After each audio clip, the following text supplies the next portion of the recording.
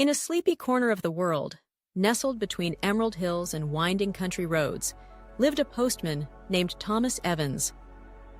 For most, the word postman brings to mind daily routines, letters sorted, packages delivered, days passed in quiet repetition.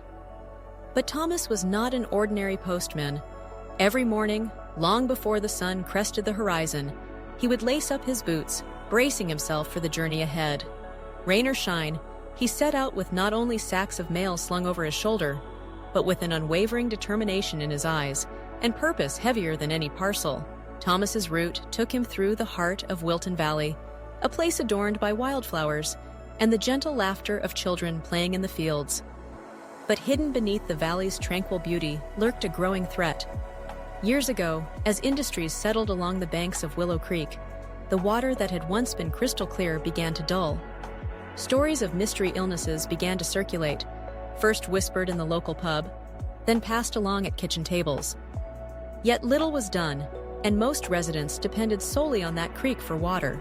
It was one quiet afternoon when Thomas first noticed a pattern in the letters he delivered.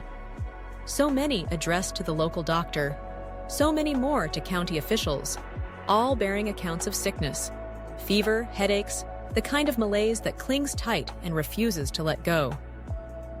He listened day after day to mothers and fathers by their doorways, worry etched into their faces.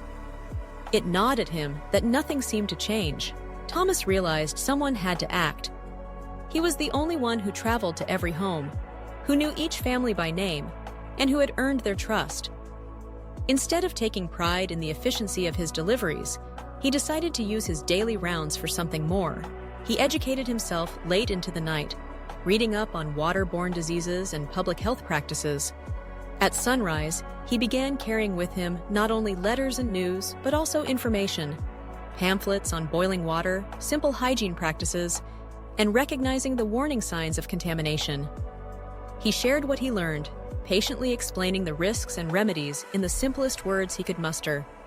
For those who couldn't read, he visited after hours, sitting at kitchen tables, sharing what he knew over mugs of weak tea. Word spread. The families of Wilton Valley began boiling their water before use, cleaning wells with care, and isolating those who fell ill to prevent the mysterious sickness from spreading further. When Thomas learned of a government program that provided water filtration tablets for rural areas at no cost, he became the bridge between villagers and city officials, filling out forms on behalf of neighbors and shepherding distribution efforts. He took it upon himself to check on the vulnerable, the elderly, pregnant women, young children, never letting a day pass without visiting the homes most at risk. The weeks turned to months. Slowly, the number of illness cases dropped.